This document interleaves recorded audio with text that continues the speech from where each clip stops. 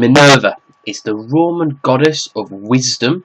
Wisdom is being wise and really knowing a lot and being able to think very deeply about a situation. She's also the sponsor of arts, so the study of pursuits that are very intellectual, require a lot of thought there. Trade and defence. She's often associated with the owl, which is where we get the idea that the owl is a wise creature. Minerva isn't put with the owl because the owl is seen to be a wise creature.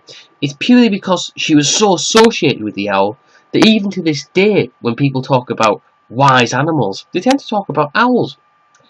Now, she was described by Ovid as the goddess of 1,000 works, and that is certainly a pretty valid description.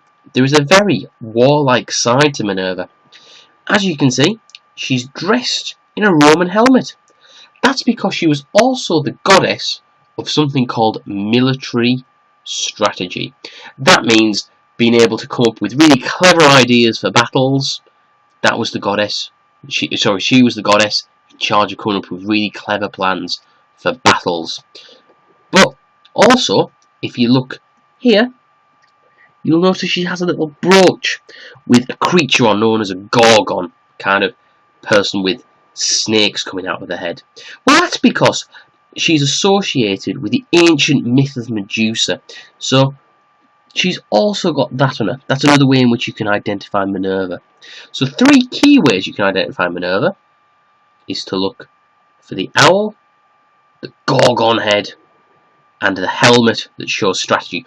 She's also usually shown to be looking quite wisely out there. She's not ever looking down or away. She's always looking like she's got a purpose, like she's thinking of something, because she's very, very intelligent.